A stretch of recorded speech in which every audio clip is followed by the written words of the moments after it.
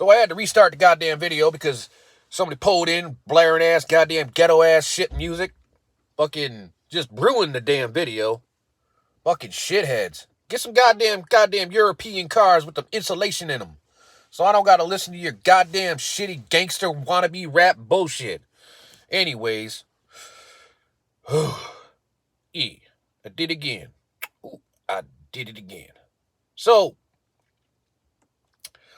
I put the bike mount on the back of the car. Now, most of you people would be like, oh, okay, you just put up one of them trunk mount deals. No. This is a smart car. There is no way to put a roof mount. There is no way to put a goddamn trailer hitch on this bitch. You literally have to use the tow hooks on the back and basically make standoffs for that and then put a roof rack bike mount on top of those two pieces, if you can picture it in your head. Basically, instead of the roof rack being on the roof, well, like, on the roof, it's like this. So the bar goes this way. Anyways, the problem is that it's designed, well, I designed it because nobody made one for I think it's a 15 or 18 millimeter axle for my high tower Fox shock for my downhill bike. So I ended up having to re-weld a bunch of apparatuses on there so it would mount the bike on the back of the smart car. Yep, driving around in a smart car with a bike valued at more than the smart car is worth, right? It's mountain biking. Anyways, so I devised a plan for a tire catch for BMX. I got 1.25 inches. I think it's I don't know what gauge that is. It might be like maybe 18 gauge. It's not thin, but it's thick enough. Piece of steel. I couldn't get it in 4 feet. If I got it in 4 feet, it would have been perfect. I would just had little tiny pieces of overlap on either side. Nope. Goddamn store had 36-inch lengths, or I had to go and buy a 6-foot lengths. So I had to go buy the damn 6-foot length. So I bought the 6-foot length, and I'm gonna basically drill a hole on either side of it, 20 inches on one side, and then it's going to curl over the tire, and then 20 inches on the other side.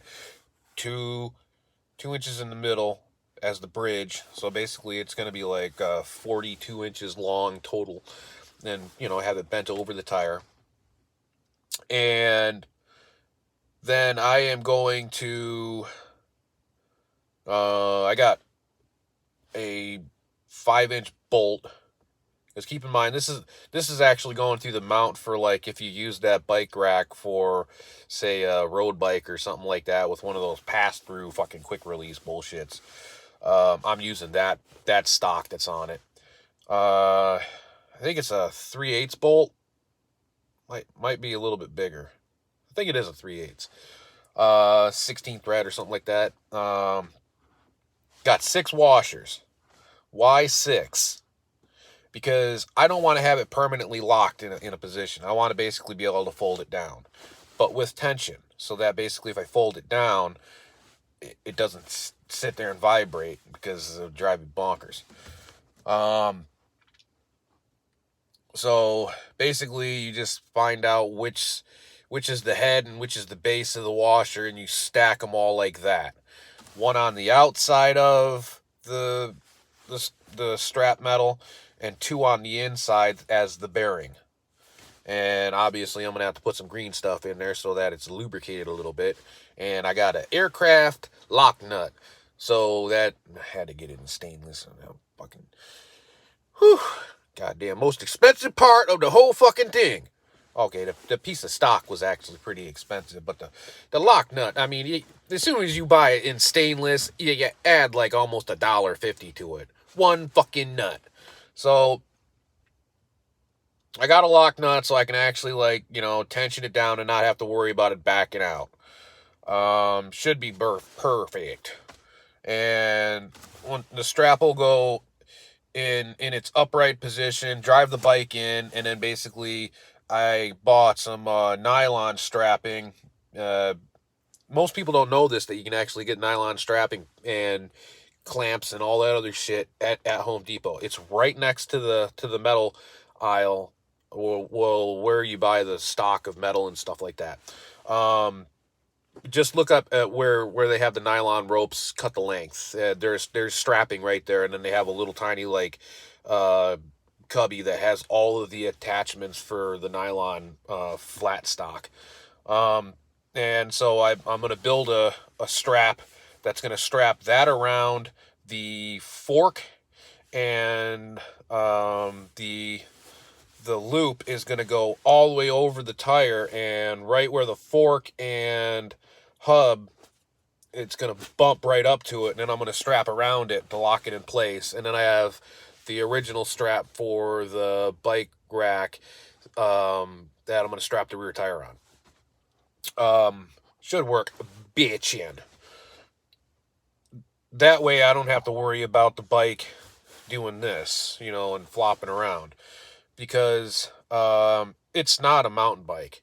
So there's no way that I can theoretically get the handlebars to clear the rear glass. So I have to make sure that this thing doesn't bounce back and forth, because I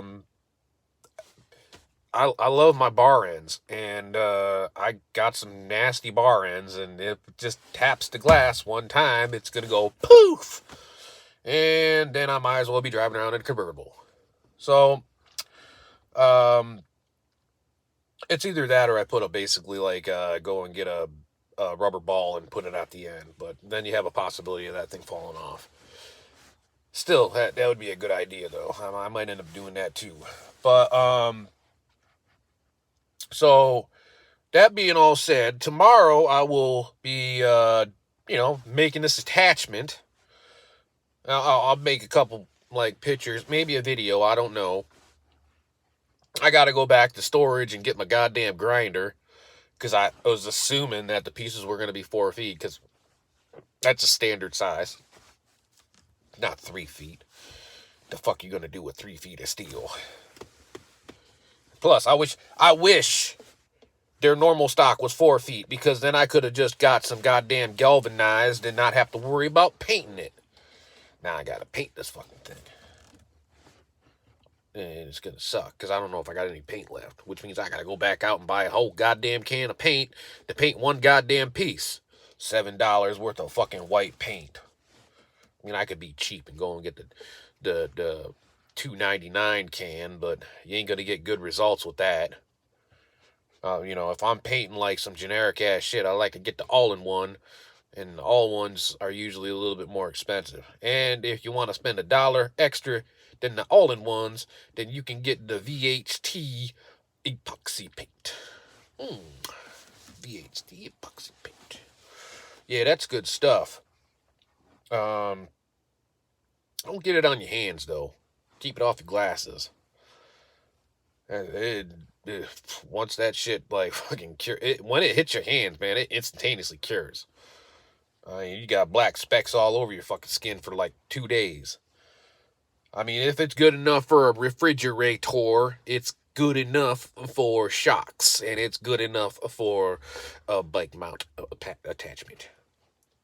And I don't have to worry about rust, because it's epoxy. Yeah, it's basically, whenever I was dealing with situations where it was a part that I would like to get powder coated, but I didn't, want to send out like one or two like pieces that could fit in your hand to get powder coated and pay their stupid ass setup cost. So no matter what, minimum, when you go and get shit powder coated, it's gonna cost you $70 fucking minimum. So if you got like, $5 worth of parts that you got to get powder coated, it's fucking almost, now there's fucking $75 worth of parts. But yeah, second to powder coating, epoxy, all the way. A little bit of prep work. You can put it right on bare metal. You don't have to put a freaking a base of any kind on it. And once it cures, it sticks and it stays. And then, believe it or not, epoxy paint actually cures real fucking quick, as long as you do light coats. You do light coats, you get a professional fucking finish real fucking easy. Man, it shines. Ooh, shines like it's got a clear coat on it. Don't try and put a clear coat on it.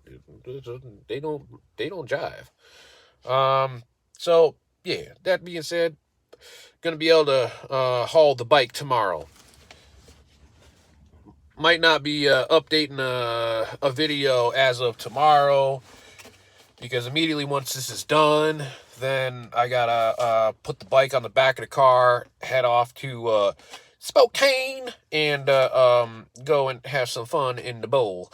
And then at around like 4 or 5 o'clock, I got this one fella. He's got a crank spindle that he has to give me, and then one of the fat boys can actually have a 3-piece. Well, it's a 3-piece until the new 3 pieces come in, which is fine. It's a non-sealed American fucking 3-piece. I mean, it's not like a Walmart one, but it's, it's like back when like you had options for fucking 3-pieces. As soon as they went to like mid, like they were all sealed aftermarket. It was very like, I think Poverty and Stolen might have actually had a 3-piece that was unsealed for a long time, but like primarily they were all sealed unless the 3-piece came on the bike. And I'm pretty sure that this is I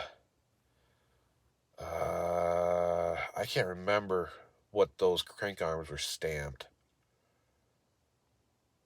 I'm drawing a blank. But they're chrome. They're not gonna match the bike, but at least they're 3-piece and they're gonna feel like they're flexing and shit. But yeah, I'm pretty stoked.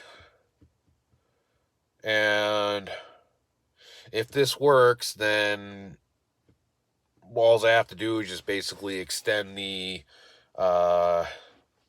shafts that are in the back of the car, and I should theoretically be able to put 2 bikes back there. I mean, literally, you can put a decking on both of those and jump up and down on it. I mean, it's direct fucking. It's for towing the car out of, like, if it got, like, shot off into a fucking gorge or some shit. Like, it's direct into the chassis. But I'm pretty happy about what's going on today, and I'm pretty stoked about what's going to be going on tomorrow.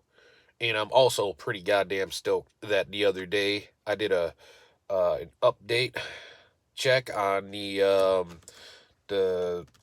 what is it, Lakefront? I think it's Lakefront, the Wheels skate park. Ooh, they got it all poured, man. They got it all poured. It's all fucking there. I think they aren't gonna let nobody on it until they put the little shrubberies and stuff around it to make it look all pretty and everything. But it's all there, and it's not even springtime yet. So I think all they're doing right now is basically throwing dirt at it and some seed or topsoil or whatever the fuck it is, or sod or some shit, and getting it all nice and pretty and everything for the opening day. But yeah, it's there. Spokane legitly has 3 parks now. I mean, that doesn't say much because a lot of like, sub major cities and major cities all have 3 parks anyways, if not more than that. But the thing about it is the 3 parks that Spokane actually has, like basically the bowl, I'd give it like a 3.5 out of 5 stars. They're fucking making fun of it. The scooter park, that's not rideable to bikes. It's about a 3. I mean, if you're one of them brakeless slow riders, it'd probably be a 4, because it's a nice slow park. But like, I like to go fast, and because it's so compact, like, you basically have to worry about other people running into your lines, and now it's your fucking fault because you're the one that's on a bike, and bikes are easier to blame in a crash, even though that dumb dipshit saw you fucking hauling ass into a scenario, and he just had to get in front of you. Fucking retarded idiots. I mean, just because I got brakes does not mean I was the one at fault. I tried hitting them, but I still ran your kid over. Fuck him. But hey, Maybe he'll get up off the ground and pick up his scooter and realize that scooters are, what's another word for feminine? But the opposite of masculinity. Yeah. I mean, it is what it is. Life's too short to judge people. But if they're gonna do wrong, judge them all you want, please. I don't give a fuck. I mean, we're too busy to watch TV, so there ain't no Jerry Springer anymore. So basically, like, Jerry Springer's in reality. Yeah. So, as for the Wheels Park, that's a 5 out of motherfucking 5. I haven't ridden it yet, but I could basically change my mind after riding it, but I don't think I'd go below a 4 on that motherfucker. The setup on it is freaking phenomenal. Like, yeah, it's if that skate park was a bitch, yo man, she's a 10. You know what I'm saying? You take that bitch home to mama. And your dad's like, dang, how the hell did you get that? Yeah, that kind of thing. It's all good, man. I'm telling you. Like, when that skate park opens up, there are going to be some serious riders coming up here to ride it because of the fact that basically the closest thing that is as good as that park is in SoCal. Straight up. Not fucking lying. So if you watch this fucking video and you're somewhere close to the West Coast, in springtime, you better keep your goddamn eye open for the Wheels Park and find out when the hell it's opening up and get your ass up here for the Ribbon Day. On your bike, not on your scooter, not on your skateboard, because of the fact that basically at the end of the day, they're accepted there, but I'm telling you, that is a bike park. Straight the fuck up. Because I can guarantee you this right now. There ain't gonna be one motherfucking skateboarder using any of those wall rides. There ain't gonna be one motherfucking scooter rider using any of those wall rides. And if some rarity of a fucking rollerblader shows up there, and I drop my jaw because, man, I tell you what, rollerbladers to me are like, dang, that's a missing thing right there. They are rare as shit. And good rollerbladers at the skate park are just, I mean, if you ever see somebody on blades on a skate park, just stop what you're doing and watch them. They'll fucking amaze you. It might look simple and everything, but this is the one thing that makes me respect a rollerblader over anybody else. You're locked in. And a skateboarder or a fucking goddamn scooter head might think locked in is an easy thing. No, it is not. No matter what, when you bail, you still got 5 pounds of gear on your goddamn feet that you have to overcome before you hit the ground. Them rollerbladers are getting more fucked up than people on bikes. Truthfully. So, I'm pro rollerblader. I see a rollerblader, I give them fucking as much goddamn credit as they want. I get jibed up about them and everything. And I tell them straight up, man, don't worry about me getting in front of your fucking line. I'm watching you. Yeah. That's how it's supposed to be. Skateboarders, fuck you people. Scooter heads, fuck you people too. You guys could just stay home in your goddamn neighborhood garage and do the floop-de-doos and the fucking whatever you want to do close to your house. Stay the fuck off the skate parks. You guys got attitude problems. You're always getting in the fucking way. And, I always complain that people are too slow on bikes these days. You goddamn scooter heads and fucking skateboarders are way too fast. You speed through things before you even think about them. Yeah. And it's basically like flies on a carcass, man. Whenever you go to a skate park, it's always those motherfuckers. Very rarely see a bicyclist because of the fact that basically we want to avoid that shit. We don't want fucking Tommy's mom coming over to us and fucking bitching us out for rolling over their fucking kid, even though basically we were already 3/4 of the way into that line before we were even gonna fucking hit that goddamn quarter. We ended up fucking hitting your goddamn kid. Because last minute he wants to go across the fucking park. He's not even doing a trick. He's just rolling across the park, just the middle of the goddamn park. Instead of rolling around it, not being in anybody's way, Bucky's got to roll across the park in the middle, right in front of fucking everybody else. Please, Mr. Goddamn Board Head, why don't you just go and chuck that board at that scooter bitch? Yeah. That's how I think about it. I'd have more respect for fucking skateboarders if they fucking beat the shit out of them scooter bitches more often than us bicyclists having to fucking roll them over. Now, I'm not saying beat them up literally. I'm just saying, like, fucking have some goddamn freaking sympathy for the bikes because of the fact that basically shit happens at parks when bikes are there. We are in control. We are in control to about fucking 20 feet in front of us. Especially if you got brakes. If you ain't got brakes and you're going over 15 miles an hour, whoever fucking darts out in front of you, it's gonna get fucking nasty.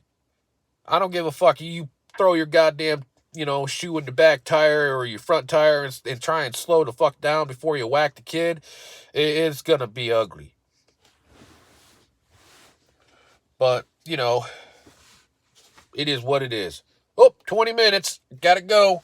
Fucking life has progressed. I gotta basically get back inside and get on the computer and, finish up some other goddamn fucking bullshit for Washington. The state, not DC, It's like, yo, man, I lived in New York. Oh, dang, New York City? I didn't say New York, motherfucker. Just stop assuming things. Yeah, fucking Washington.